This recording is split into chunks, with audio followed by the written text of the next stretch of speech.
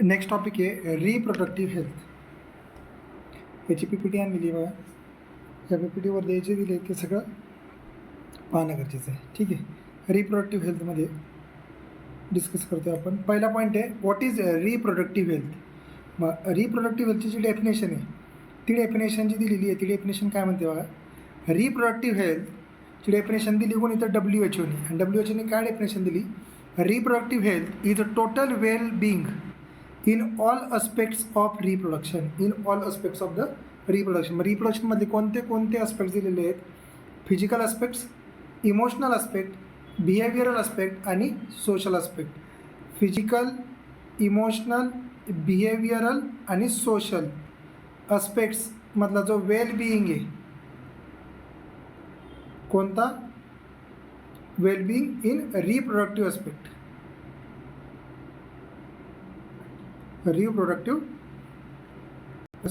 Reproductive अस्पेक्ट्समधला wellbeing, the complete wellbeing in all aspects of the reproduction called as the reproductive health. Definition दिली कोणी WHO ने. आणि कोणते अस्पेक्ट्स आहेत 4 PESB. फिजिकल, इमोशनल, बिहेवियरल आणि सोशल. मग रिप्रोडक्टिव्ह हेल्थ प्रॉब्लेम आणि strategies. India initiated the reproductive health programme in 1951.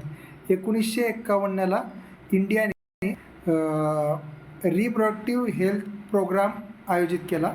आणि त्याच प्रोग्रामला होता आपण फॅमिली प्लॅनिंग प्रोग्राम आयोजित केला कोणी इंडियाने. Wider reproduction related areas are in operation under the RCH programme. Reproductive and child health care programme. Child health care programme. मग RCHचा लॉंग फॉर्म काय आहे. RCH प्रोग्राम कशा रिलेटेड आहे. रिप्रोडक्टिव्ह हेल्थच्या रिलेटेड आहे RCH. ठीक आहे. Reproductive and child health care programme. Reproductive health problems and strategies. ठीक आहे. आता पहिलं काय आहे. Such programmes are deal the following. काय. Give the awareness about the reproduction related aspects. Educate the people about the birth control, care of the pregnant mother, postnatal care of the mother and child. जन्म झाल्यानंतर. Importance of the breast feeding, equal opportunities for the male and female child. Equal opportunity for the male and female child. हे सगळे कोण आहेत. याच्या बाबतीत सगळी माहिती प्रोव्हाइड करणं. मग पहिली काय दिली आपल्याला. पहिला पॉईंट दिलेला आहे बर्थ कंट्रोल. दुसरा पॉईंट दिला आहे care of the pregnant mother. तिसरा पॉईंट दिला आहे post natal care of the mother and child. Post natal म्हणजे काय जन्म झाल्यानंतर. Importance of the breast feeding. आईचं दूध वगैरे काय महत्त्वाचं आहे ते. कारण की त्याच्यामध्ये कोलोस्ट्रम असते. कोलोस्ट्रम हे काय इम्युनिटी रिच मिल्क आहे. इम्युनिटी असणारं. Equal opportunities for the male and female child. Next point काय म्हणलेलं आहे बघा. Awareness of the awareness of the problems due to the population explosion, social evils like the sex abuse, sex related crimes. या सगळ्यांबद्दल हा programme deal करतो. कोणता. Reproductive health जे problems काय आहेत ते आणि त्याच्याबद्दल strategy. AIIMS and needs for the sex education in school. AIIMS आणि काय आहेत त्याचं नीड काय काय आहेत, गरजा काय काय आहेत सेक्स एज्युकेशनसाठी. To provide the right information about the sex related aspects. It helps to avoid the sex related myth and misconception. बरोबर. To give the proper information about the reproductive organs, adolescence and the related changes, safe and hygienic sexual practices and STDs. STDs म्हणजे काय आहेत. Sexually transmitted disease. Sexually transmitted disease यांच्याबद्दल information देणं. State बोर्डला एक्झामला 3 मार्काला प्रश्न येऊ शकतो. Explain the problems and strategies of the reproductive health. मग याचा रिप्रोडक्टिव्ह हेल्थबद्दलचे प्रोग्राम्स आहेत. कोणता प्रोग्राम आहे. RCH reproductive and child health care programme. या प्रोग्राममधून हा जो प्रोग्राम आहे किंवा हे जे रिप्रोडक्टिव्ह हेल्थच्या अस्पेक्ट रिलेटेड ज्या गोष्टी गव्हर्नमेंट करतं त्याच्या मागं उद्देश काय. ते एज्युकेट करणं, अवेअरनेस स्प्रेड करणं आणि प्रॉब्लेम जाणून घेणं. पॉप्युलेशन एक्सप्लोजनचा प्रॉब्लेम असेल, सोशल इव्हिलचा प्रॉब्लेम असेल, तो गोष्टी जाणून घेणं. नेक्स्ट आहे population explosion and birth control. आता पॉप्युलेशनबद्दल माहिती. 1900 सालामध्ये वर्ल्डचं पॉप्युलेशन होतं 2 बिलियन. म्हणजे 1900 सालाला 2 बिलियन पॉप्युलेशन होतं कुणाचं, वर्ल्डचं. तेच पॉप्युलेशन 2000 म्हणजे 100 वर्षात झालं 6 बिलियन. मग कितीनी वाढलं, 4 बिलियननी वाढलं. ठीक आहे, किती बिलियननी वाढलं, 4 बिलियननी. आकडे महत्त्वाचे आहेत, हा आकडा महत्त्वाचा आहे. ठीक आहे. नंतर in India the population was nearly 350 million. 350 million म्हणजे किती आलं, 35 कोटी. किती आलं, 35 कोटी at the time of independence. म्हणजे कधी 1947ला किती होतं, 35 कोटीच्या आसपास होतं. आणि 2011मध्ये तेच किती झालं आहे आपलं, 1.2 बिलियन. म्हणजे जवळजवळ झालं 120 कोटी. 35 कोटीवरनं 120 कोटी झालेलं आहे population. It means every 6th person in world is Indian. Every 6th person in world is Indian, त्याचा अर्थ असा आहे. According to the 2011 census report, our population growth rate was less than the 2%. ठीक आहे. A rate at which our population could increase rapidly. 2%पेक्षा कमी आहे, तरी पण आपलं पॉप्युलेशन वाढतच चाललेलं आहे. मग reason for the population explosion, अचानक लोकसंख्येचा जो विस्फोट झाला त्याची कारणं काय काय. पहिलं कारण महत्त्वाचं आहे, increased health facility, better living condition. त्याच्यामुळं डेथ रेट कमी झाला. त्याच्यामुळं काय झाला, डेथ रेट कमी झाला. Rapid decline in death rate, maternal mortality rate आणि इन्फॅन्ट मॉर्टिलिटी रेट. मॉर्टिलिटी म्हणजे मरणं, मॅटर्नल म्हणजे माता मृत्यूदर, इन्फॅन्ट म्हणजे बालमृत्यूदर आणि डेथ रेट मृत्यूदर कमी झाली. मृत्यू जर कमी झाले तर लोक काय वाढणार. Increasing number of people in a reproductive age. Reproductive एजमधले लोक वाढले, हे काही रिझन्स आहेत. Impact of the population explosion, resources कमी पडलेत वगैरे. Scarcity of the basic requirement like food, shelter and clothing. Control measures काय आहेत, आता कंट्रोल मेजर्स काय आहेत. Motivate the smaller families by using the contraceptive methods. Contraceptive मेथड्सचा यूज केला पाहिजे. Aware the people about the slogan हम दो हमारे दो. या स्लोगनबद्दल माहिती आणि प्रसार करणं, म्हणजे 2पेक्षा जास्त मुलं नाही होऊन द्यायची. Statutory raising the marriageable age from the 18 to the 21 in म्हणजे 18 फिमेलमध्ये आणि 21 मेलमध्ये लग्नाचं वय वाढवा. ठीक आहे. नंतर एक कॉन्ट्रासेप्टिव्ह मेथड्स. कॉन्ट्रासेप्टिव्ह मेथड्समध्ये खूप काही मेथड्स दिलेले आहेत. Contraceptive method, properties of the contraceptive. Ideal contraceptive, ideal म्हणजे काय, जे यूज करू शकतो, जे आदर्श आहे तेच यूज केलं पाहिजे. असं युजर फ्रेंडली असलं पाहिजे, इझिली अवेलेबल असलं पाहिजे, इफेक्टिव्ह पाहिजे, रिव्हर्सिबल पाहिजे. User friendly, easily available, effective, reversible, least side effect किंवा नो साईड इफेक्ट म्हणलं तरी चालते. Should not interfere with the sexual drive, desire and sexual act. इंटरफेअरचा काही इफेक्ट नाही पडला पाहिजे. नेक्स्ट आहे कॉन्ट्रासेप्टिव्ह मेथड्स. मेथड्स मग याच्यामध्ये वेगवेगळ्या मेथड्स आहेत. कॉन्ट्रासेप्टिव्ह मेथड्सचे टाईप्स, याच्यावरती बोर्डला प्रश्न असतो. पहिला टाईप आहे नॅचरल मेथड्स, दुसरा आहे बॅरियर मेथड्स, तिसरा आहे इंट्रायुटेराईन डिव्हायसेस. युटेरसमध्ये डिव्हाइस इन्सर्ट केलं जातं. फोर्थ आहे ओरल कॉन्ट्रासेप्टिव्ह, ओरल पिल्स घेतल्या जातात. नंतर आहे इंजेक्टेबल्स आणि सिक्स्थ आहे सर्जिकल मेथड्स. सर्जिकल मेथड्स ह्या इरिव्हर्सिबल आहेत. याच्यामध्ये 2 गोष्टी आहेत, म्हणजे जे वासा डेफरन्स जे तिथं कट केला जातो मेलमध्ये, आणि फॅलोपियन ट्यूब जी आहे फिमेलमधली तिथं कट केलं जातं फिमेलमध्ये. जर वासा डिफरन्स कट केला की त्याला म्हणतात वॅसेक्टॉमी, आणि ट्यूब जर कट केलं की त्याला म्हणतात ट्युबेक्टॉमी. त्याला काय म्हणतात, ट्युबेक्टॉमी, वॅसेक्टॉमी, ट्युबेक्टॉमी. पुढे गेल्यावर पाहणार आहे आपण काय ते. आता पहिली मेथड आहे नॅचरल मेथड, ट्रॅडिशनल मेथड. ठीक आहे. कोणताही डिव्हाइस वगैरे काही यूज न करता. Avoiding the chance of the ovum and sperm meeting, यालाच म्हणतो नॅचरल मेथड. आता आपल्याला एक गोष्ट माहिती आहे, जे ॲम्प्युलरी रिजन आहे त्या ॲम्प्युलरी रिजनमध्ये फर्टिलायझेशन होतं. स्पर्म प्लस ओवा यांचं फ्युजन होतं, म्हणजेच काय होतं, फर्टिलायझेशन होतं. ठीक आहे. मग types of the natural methods. Natural मेथड्सचे कोणते कोणते टाईप्स आहेत. पहिले periodic abstinence, coitus interrupts and lactational amenorrhoea. Lactational amenorrhoea. Periodic abstinence म्हणजे काय, avoid the coitus from the 10 to 17 day of menstrual cycle, म्हणजे या काळात सेक्शुअल इंटरकोर्स अवॉइड करणं, सेक्शुअल इंटरकोर्स अवॉइड केलं जातं, त्याला म्हणतं पिरियॉडिक ॲब्स्टिनन्स. मेन्स्ट्रुअल सायकलचा जो 10 to 17 डेज आहे त्या काळात सेक्शुअल इंटरकोर्स न करणं. नंतर एक coitus interrupts, withdrawal of the penis before the ejaculation, त्यालाच म्हणतात withdrawal of the penis before the ejaculation, withdrawal of the penis just before the ejaculation. Third is lactational amenorrhea. It is the absence of the menstrual cycle and ovulation due to the intense lactation after the parturition. After the parturition, हे कशानंतर आहे? Parturition म्हणजेच birth झाल्यानंतर, delivery झाल्यानंतर, after birth of a baby, lactational amenorrhoea. This method helps to prevent the conception. This effective up to the 6 months of the पार्च्युरेशन.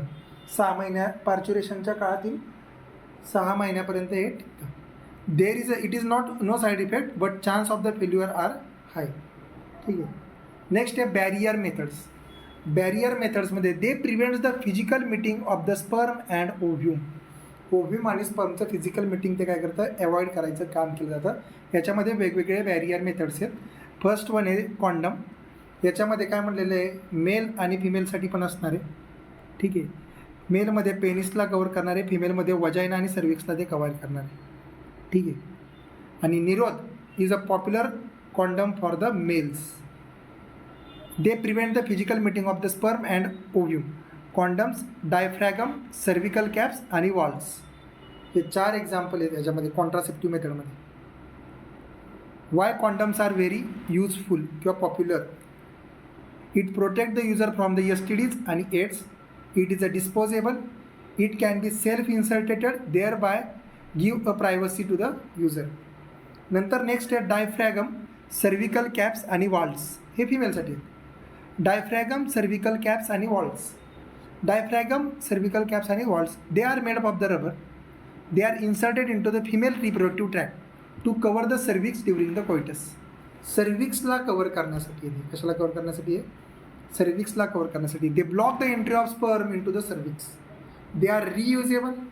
स्पर्मिसायडल creams, jellies and foams are used along with this barrier to increase their contraceptive efficiency. Spermicidals cream पण वापरतात. स्पर्मिसायडल, स्पर्मला किल करणाऱ्या creams त्या पण वापरल्या जातात. Next आहे intrauterine devices, IUD. Intrauterine device हे कुठं? युटेरसमध्ये इन्सर्ट केले जातात.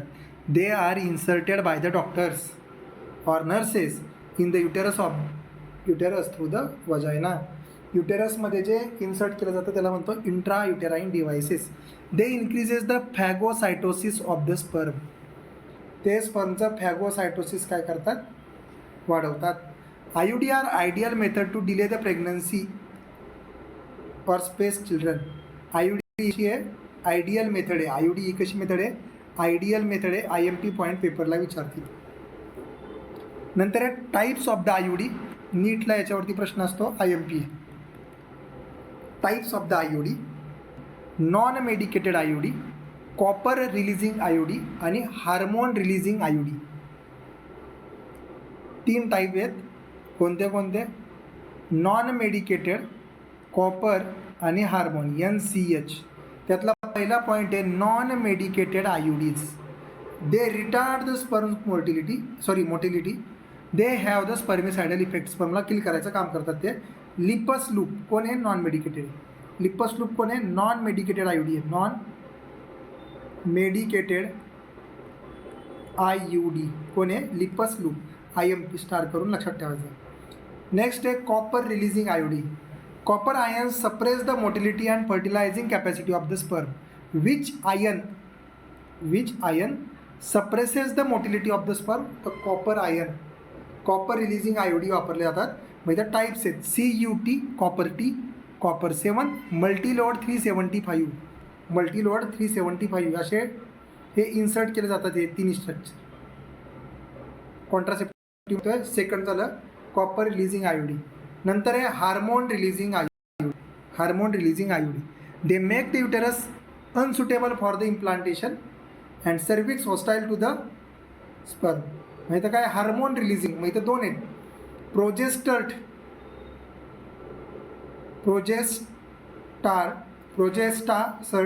आणि LNG-20. प्रोजेस्टासर्ट आणि LNG-20 हे कोण आहेत, हार्मोन रिलीजिंग आहेत, हार्मोन रिलीज केलं जातं. नेक्स्ट आहे oral contraceptive methods. Oral contraceptive मेथडमध्ये काही टॅबलेट्स घेतल्या जातात. Oral administration of the progestogens and progesterone oestrogen combination in the form of the tablets. Pills are taken daily for the 21 days, starting within the first 5 days of menstrual cycle. After the gap of the 7 days menstrual period, it should be repeated in the same pattern till the female desire to prevent the conception. ठीक आहे, जोपर्यंत conception prevent करायचे तोपर्यंत ह्या tablet घ्याव्या लागतात. They inhibit the ovulation and the implantation and thicken the cervical mucus to prevent the entry of the स्पर्मची entry ते काय करतं, प्रिव्हेंट करायचं काम करतं. ओव्युलेशन आणि इम्प्लांटेशन काय करतं, प्रिव्हेंट करतं. Pills are very effective with lesser side effect. Pills are very effective with less side effect. त्यांचा साईड इफेक्ट पण काय आहे, कमी आहे. कुणाचा, पिल्सचा. त्यातलं महत्त्वाचं पिल्स आहे की सैली नावाचं पिल्स काय, the new oral contraceptive for the females. It is developed by the central drugs institute CDRI Lucknow. याला डेव्हलप कोणी केलं आहे, CDRI लखनौने. It contains the non-steroidal preparation. It is a once a week pill with a few side effects and high contraceptive value. Next आहे injectables. Injections घेतले जातात. Progestogens and progestoestrogen combination are used by the female as an injection or implant under the skin. स्किनच्या आतमध्ये ते असतात implant केलेले. Their mode of action is like that pills and their effective period are much longer. Progestogens and progesterone estrogen combination and IUDs are used as emergency contraceptive within the 72 hours of the coitus. ठीक आहे. It avoids the pregnancy due to the rape and casual intercourse.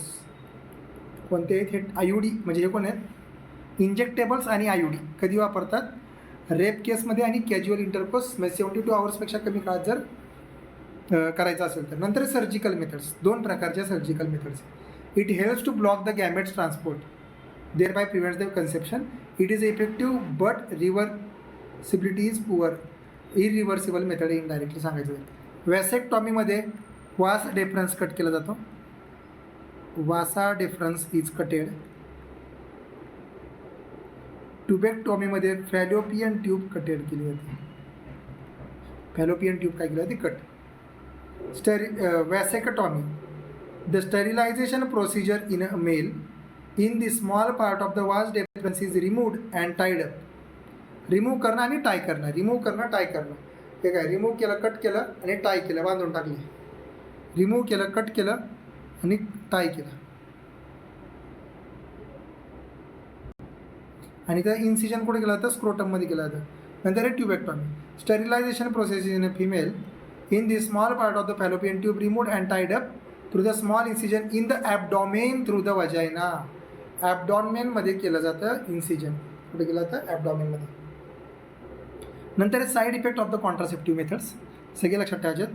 नॉझिया, abdominal pain, break through the bleeding, irregular menstrual bleeding आणि breast cancer पण होऊ शकतो. हे झाले side effect. हे झाले साईड इफेक्ट आहेत कशाचे,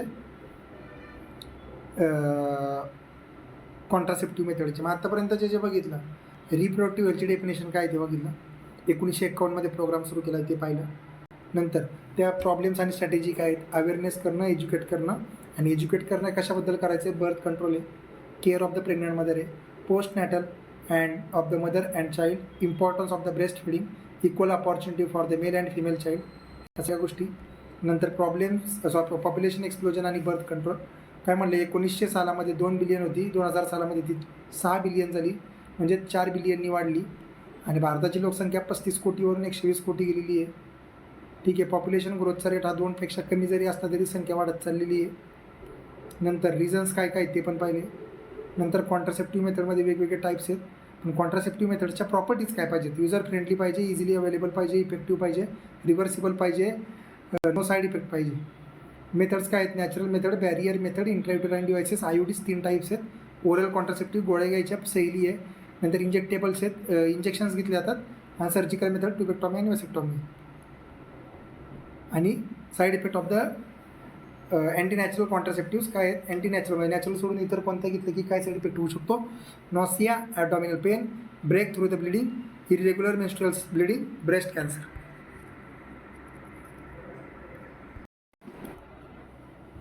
रिप्रोडक्टिव्ह हेल्थमधलाच नेक्स्ट पॉईंट बघतो आपण, medical termination of the pregnancy.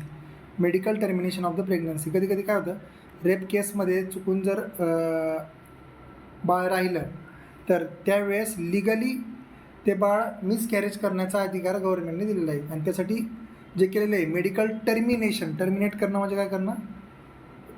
Abortion करणं ऑफ द प्रेग्नन्सी. त्याच्याबद्दल ही माहिती आहे. आता बघा, medical termination of the pregnancy म्हणजेच काय? MTP, intentional and voluntary termination of the pregnancy before the full term is called as MTP. MTP, medical termination of the pregnancy, also called as induced abortion. Abortion केलं जातं. 45 to 50 million MTPs are performed in a year. एका वर्षामध्ये जवळजवळ 40 ते 50 lakh MTPs perform केल्या जातात all over the world. 1/5 of the total number of the conceived pregnancies. MTP helps to decrease the population. बरोबर आहे. Many countries have not legalized the MTP due to emotional, ethical, religious and social issues.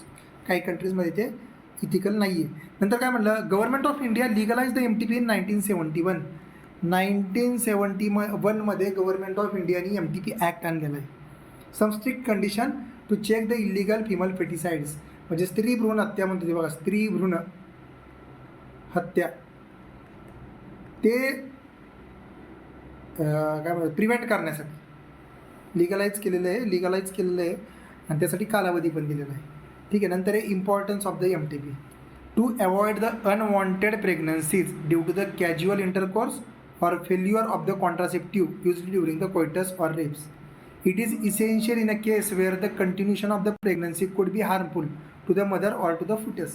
मग आता कधी जर बाळ आजारी असेल तर त्याला जेनेटिक डिसऑर्डर असेल आणि ते जगून पण त्या बाळाचा म्हणजे आईला पण धोका आणि त्या बाळाला पण धोका जर होत असेल तर त्या काळात हे MTP परफॉर्म केलं जातं. MTP are safe during the first trimester up to the 12th week of the pregnancy. 12 वीकपर्यंत कशी आहे ते सेफ असतं. Second trimester abortion are very risky. Second ट्रायमिस्टरमधलं ॲबॉर्शन कसं आहे, रिस्की असतं, लक्षात ठेवायचं. फर्स्ट ट्रायमिस्टरमधलं काय आहे, सेफ आहे म्हटलं तरी चालतं आहे. MTP कधी सेफ आहे, फर्स्ट ट्रायमिस्टरमधलं. सेकंड ट्रायमिस्टरमधलं काय आहे, ॲबॉर्शन रिस्की आहे. नंतर आहे प्रॉब्लेम्स रिलेटेड विथ द MTPज, मेडिकल टर्मिनेशन ऑफ प्रेग्नन्सीचे काही प्रॉब्लेम्स आहेत. Majority of MTP are performed illegally. पहिला प्रॉब्लेम काय, इलिगली परफॉर्म केलं जातं. सेकंड प्रॉब्लेम काय दिलं आहे, misuse of the amniocentesis test. Amniocentesis test ही जी टेस्ट आहे ही त्या जे फिटस असतं त्या फिटसमधून लिक्विड पार्ट रिमूव्ह केला जातो आणि या रिमूव्ह केलेल्या पार्टमधून जेनेटिक डिसऑर्डर फाइंड आउट केले जातात. जेनेटिक डिसऑर्डर्स फाइंड केले जातात. पण याचा मिसयूज काय तर सेक्स डिटर्मिनेशनसाठी. For the sex determination if the foetus female it is followed by the MTP such a practices are dangerous for the young mother and foetus. ठीक आहे. आता ॲम्निओसेंटेसिस म्हणजे काय, in this method some amniotic fluid of the foetus is taken to analyse the foetal cell and dissolve the substance. It is use to test the presence of the genetic disorder, survivability of the foetus. ठीक आहे. नंतर काय म्हटलं, government of India enacted the MTP in 2017. Legalise कधी केलं आहे, 1971ला. आणि 2017मध्ये काय आणला, ॲक्ट आणला, MTP act, to reduce the illegal abortions and consequent maternal mortality and morbidity rates. According to this act a pregnancy may be terminated within the first 12th week on the opinion of the registered medical practitioner. म्हणजे first ट्रायमिस्टरमध्ये जर MTP करायचं असेल तर एका medical practitioner लागतो आणि जर सेकंड ट्रायमिस्टरमध्ये जर करायचं असेल MTP तर 2 रजिस्टर्ड प्रॅक्टिशनरची मदत लागते. किती, 2 प्रॅक्टिशनर म्हणजे कोण, 2 डॉक्टरच्या सल्ल्याने ते केलं जातं. नेक्स्ट पॉईंट आहे STDs, सेक्शुअली ट्रान्समिटेड डिसीसेस. मग यात एड्स महत्त्वाचं आहे आणि बाकीचे पण काही डिसीजेस आहेत. आता सेक्शुअली ट्रान्समिटेड डिसीज आहेत STDs. ते लॉंग फॉर्म काय STD. 3 मार्काला बोर्डला विचारतात, लिहिता आलं पाहिजे. Diseases transmitted through the sexual intercourse are called as a sexually transmitted diseases. त्याला दुसरं नाव आहे वेनेरल डिसीजेस, विडी म्हणतात त्याला, विडी. किंवा रिप्रोडक्टिव्ह ट्रॅक्ट इन्फेक्शन्स RTI. याच्यामध्ये कोणते कोणते आहेत? Gonorrhoea, syphilis, genital herpes, chlamydiasis, genital warts, trichomoniasis, hepatitis B, HIV leading to the AIDS, gonorrhoea असा आजार होतो आहे, नंतर सायफिल्स, नंतर जेनायटल हर्ब्स, डाग येत आहेत. ठीक आहे. Sexually transmitted diseases. Hepatitis B and HIV are also transmitted by the sharing the injections, needles, surgical instruments, also by the transfusion of the bloods from the infected mother to the foetus. याच्यामुळं काय होतं AIDS आणि HIV AIDS आणि hepatitis B होऊ शकतो. नंतर काय म्हणलं, except the hepatitis B, genital herpes and HIV are other diseases are completely curable if detected early or treated properly. मग 3 डिसीज कधीच बरे होत नाहीत, हेपॅटायटिस B, जेनायटल वार्ड्स आणि HIV. हे सोडून बाकीचे क्युरेबल आहेत. जेनायटल वर्ड्स पण कोण आहे, सॉरी जेनायटल हर्ब्स पण कोण आहे, क्युरेबल नाही आहेत. जेनायटल हर्ब्स कोण आहे, क्युरेबल नाही आहेत. हेच असे डाग वगैरे क्यूर होत नाहीत. नंतर हे सिम्पटम्स. अर्ली सिम्पटम्स काय आहेत? Itching, fluid discharge, slight pain, swelling in genital region. absence or less significant early symptoms and social stigma deters the infected person to consult the doctor. बरोबर आहे. डॉक्टरकडे जायला पण लोक कचरतात जायचं म्हणल्यावर. It leads to the complication such as pelvic inflammation disease PID, abortions and still birth, ectopic pregnancies, infertility and cancer of the reproductive tract. ह्या गोष्टी त्याच्यामुळं होऊ शकतात, STDमुळं. 3 मार्कला आहे. सेक्शुअली ट्रान्समिटेड डिसीजचं प्रिव्हेन्शन कसं केलं जातं? 3 महत्त्वाच्या गोष्टी आहेत. Avoid the sex with the unknown partners, you always use the condom during the कॉयटस.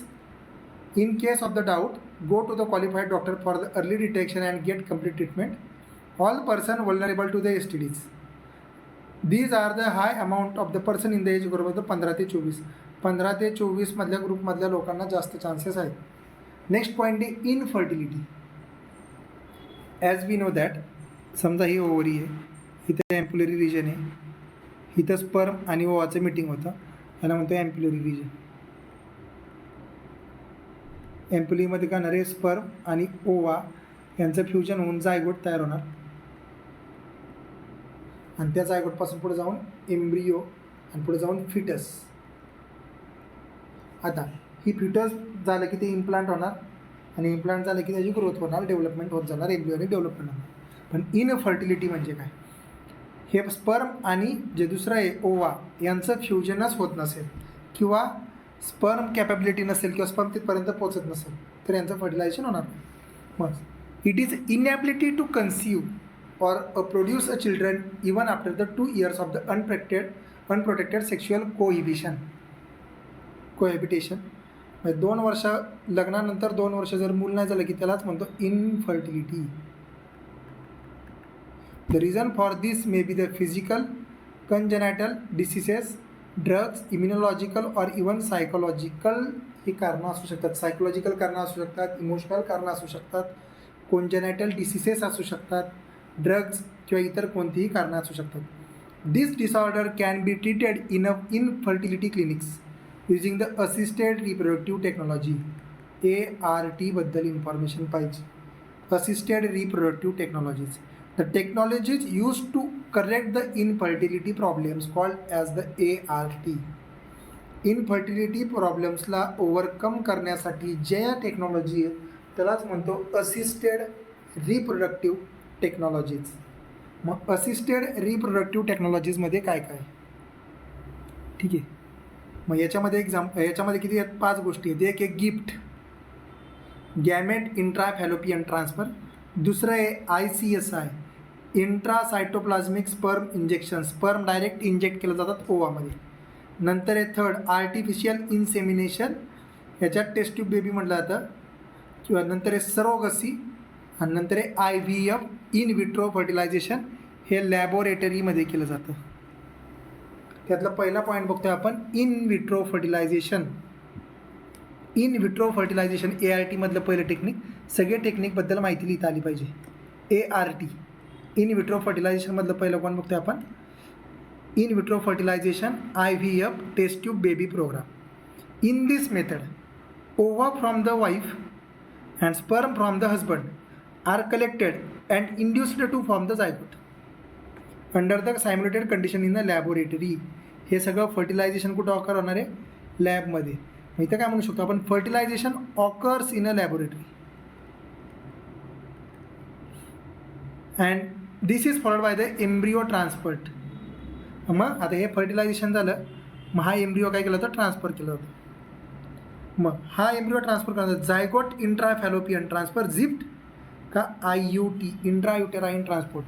मग या जायगोटला कुठं ट्रान्सफर करायचं? फॅलोपियन ट्यूबमध्ये करायचं का युटेरसमध्ये करायचं? त्याच्या बेसिसवरती दोन टाईप आहेत.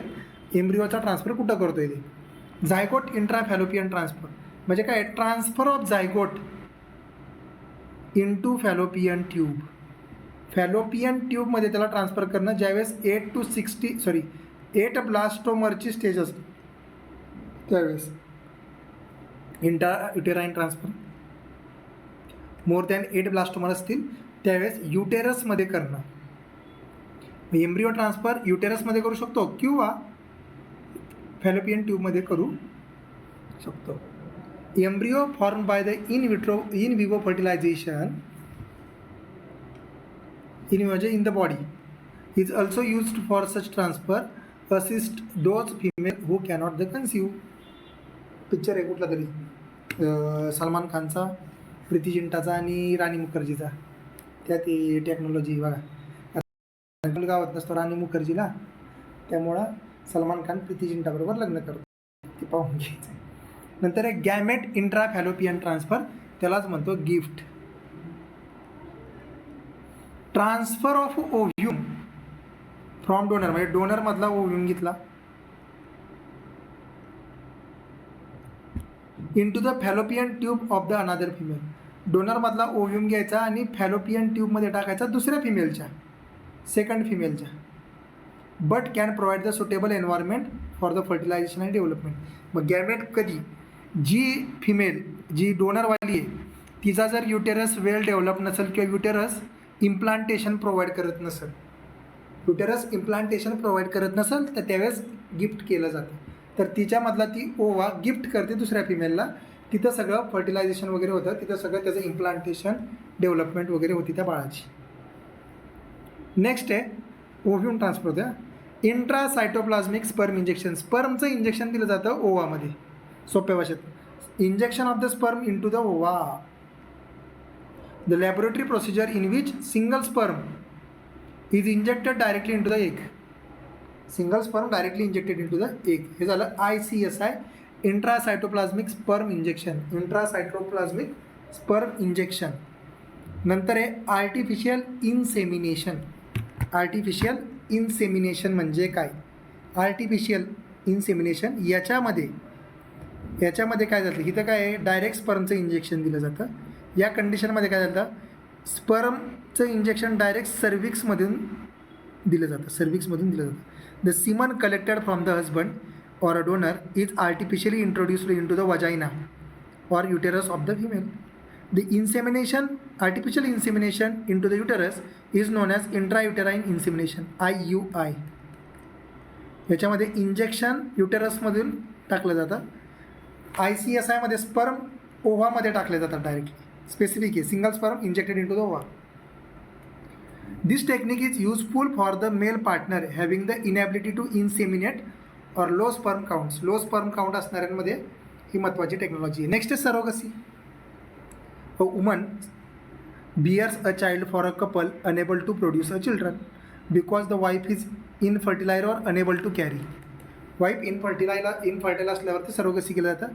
सरोगसी पण त्या पिक्चरच्या स्टोरीगतच आहे. द सरोगेट इज हे जे सांगितलं गिफ्टचं सरोगेटसारखं नाही आहे. हे सरोगसी पिक्चरमध्ये सरोगसीचं आहे, ठीक आहे. पण जी फिमेल ओव्हा प्रोड्यूस करू शकते पण इम्प्लांटेशन करू शकत नाही त्याला आपण गिफ्ट म्हणतो. जी फिमेल ओव्हा पण प्रोड्यूस करत नाही आणि इम्प्लांट पण करू शकत नाही तर तिला केलं जातं surrogacy. The surrogate is pregnated through the artificial insemination or implantation of the embryo produce by the IVF. ठीक आहे, IVF पण करू शकतो किंवा आर्टिफिशियल इन्सेमिनेशन पण केलं जातं. आर्टिफिशियल इन्सेमिनेशन काय आहे इथं बघितलं, injection of the sperm through the cervix और vagina. Problems with ART, it requires the high precision handling by the specialized professional, expensive instrumentation. Therefore, their facilities are available only in a few countries. Emotional, religious and social problem याचे आहेत, 2 problem आहेत ARTचे. Legal adoption is one of the best method for the couple looking for the parenthood. सर्वात best method कोणती आहे? Legal adoption. अर्ध्या तासात हा धडा संपलेला आहे, त्यामुळं आता जे सांगणार आहे, आताचा जो नेक्स्ट पॉईंट घेणार आहे तो इम्पॉर्टंट आहे, ठीक आहे. आता हा जो चॅप्टर आहे रिप्रोडक्टिव्ह हेल्थ, त्याच्यामध्ये आपण काय काय पाहिलं बघा. रिप्रोडक्टिव्ह हेल्थमध्ये रिप्रोडक्टिव्ह हेल्थ याच्यात पहिला पॉईंट बघितला आपण, त्याची डेफिनेशन कुणी दिली आहे? WHO. काय आहे? Reproductive health is social being well being in all aspects of the reproduction. So PESB, physical, emotional, social, behavioural. WHO definition बघितली. नंतर म्हटलं आपण भारताने 1951 का कधीतरी 1951मध्ये फॅमिली प्लॅनिंगचा प्रोग्राम आणला. नंतर RCH programme, reproductive and child health care programme झाला. नंतर बघितला आपण फोर्थ पॉईंट बघितला, population explosion and birth control याबद्दल माहिती पाहिली. बर्थ कंट्रोल याच्याबद्दल इन्फॉर्मेशन पाहिली. नंतर 5th पॉईंट बघितला आपण, पॉप्युलेशन एक्सप्लोजनचे इम्पॅक्ट्स, त्याच्याबद्दलचे काय म्हणते इम्पॅक्ट बघितले, कंट्रोल मेजर बघितले, कसं कंट्रोल करायचं वगैरे वगैरे ते. नंतर काय बघितलं आपण? कॉन्ट्रासेप्टिव्ह मेथड जवळजवळ 5 टाईपच्या मेथड होत्या. मग आयडियल मेथडसाठी काय काय क्रायटेरिया आहेत? आयडियल मेथडच्या क्रायटेरिया बघितला काय आहे आणि किती मेथड्स बघितल्या? जवळजवळ 5 मेथड बघितलेले आहेत, ठीक आहे. मग सगळ्याच मेथड, कॉन्ट्रासेप्टिव्ह मेथड्स वगैरे वगैरे सगळंच, ठीक आहे. नॅचरल मेथडपासून सगळे. कॉन्ट्रासेप्टिव्ह मेथड्सचे टाईप्स बघितले, types of the contraceptive methods.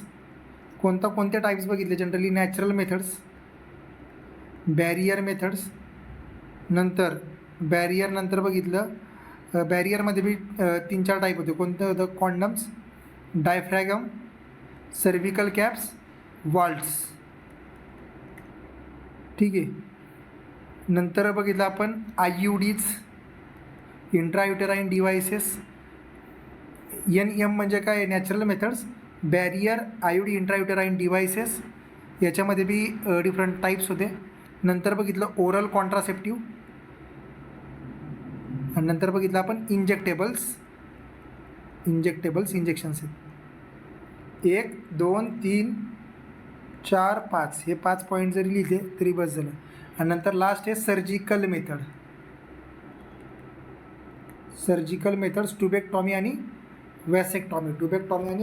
हे सगळं पाहिलं. नेक्स्ट पॉईंट बघितला आपण MTP बद्दल माहिती बघितली. 6th पॉईंट काय बघितलं आपण? MTP. मग MTPला लिगलाईज किती केलं? 1971. कायदा कधी आला आहे? 2017ला, ठीक आहे. कधी केलं जातं? फर्स्ट ट्रायमिस्टरमध्ये केलं जातं, सेफ आहे. सेकंडमध्ये रिस्की आहे. सेकंड ट्रायमिस्टरच्या वेळेस काय आहे? रिस्की आहे, ठीक आहे. नंतर डिसीसेस, STDsबद्दल माहिती बघितली. सेक्शुअली ट्रान्समिटेड डिसीसेस, वेगवेगळे टाईप्स, ठीक आहे. नंतर पॉईंट बघितला इनफर्टिलिटी आल्यावरती काय आहे? इनफर्टिलिटीचा पॉईंट बघितला लास्टवाला. आणि ह्या इनफर्टिलिटीमध्ये बघितलं असिस्टेड रिप्रोडक्टिव्ह टेक्नॉलॉजी, ART. आणि ह्या ARTमधले मेजर्स, ART आणि ARTमधले मेजर्स, व्हेरी इम्पॉर्टंट पॉईंट आहे. ARTमधले मेजर्स पाहिली. मग यातलं पहिलं बघितलं होतं आपण असिस्टेड रिप्रोडक्टिव्ह टेक्नॉलॉजीमधलं पहिला पॉईंट काय बघितलं होतं बरं, एक सेकंड. हां, पहिला पॉईंट बघितला आपण, गिफ्ट काय आहे, ICSI काय आहे, आर्टिफिशियल इन्सिमिनेशन म्हणजे काय आहे, नंतर झिफ्ट पण आहे, जायगोट इंट्रा फॅलोपियन ट्रान्सफर आहे, जायगोट ट्रान्सफर करू शकते, इंट्रायुटेराईन ट्रान्सफर आहे, 2, 3, 4 आहे. नंतर आपण बघितलं आपण आर्टिफिशियल इन्सेमिनेशन आहे, ICSI आहे, गिफ्ट आहे, ठीक आहे, इन विट्रो फर्टिलायझेशन. हे वेगवेगळे टाईप आहेत. गिफ्टमध्ये काय आहे, गॅमेट ट्रान्सफर केला जातो. ICSI काय आहे, सिंगल स्पर्मचं इंजेक्शन. AIमध्ये काय आहे, वजायना थ्रू सर्व्हिक्समध्ये इंजेक्शन. झिफ्टमध्ये काय आहे, झायगोट ट्रान्सफर. IU म्हणजे काय, इंट्रायुटेराईन ट्रान्सफर, युटेरसमध्ये ट्रान्सफर केला जातो. झायगोट ट्रान्सफर करत असताना तो 8 ब्लास्टोमरपेक्षा कमी पाहिजे. आणि लास्ट पॉईंट म्हणलं, लिगल अडॉप्शन ही बेस्ट मेथड आहे बाकी सगळ्यांपेक्षा, ठीक आहे. आर्टिफिशियल इन्सेमिनेशनमध्ये काय केलं जातं, introduction of the sperm of the healthy donor in to the vagina. अशा पद्धतीने हा धडा संपतो. पहिला प्रश्न बघा, काय प्रश्न प्रॅक्टिससाठी. आता पहिलं इथं सोपं काय आहे, in vitro fertilisation. In vitro म्हणजे काय, लॅबमध्ये. आता इथं ऑप्शन बघायची, collected gametes are made to form a zygote in the laboratory.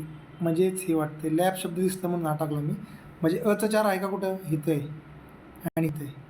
बाकीचे ऑप्शन आता बघायचं, तर Bचं 3 आणि Bचं 2 पैकी असणार. जायगोट और अर्ली विदिन अप टू म्हणजे काय, आधी मग येणार जायगोट.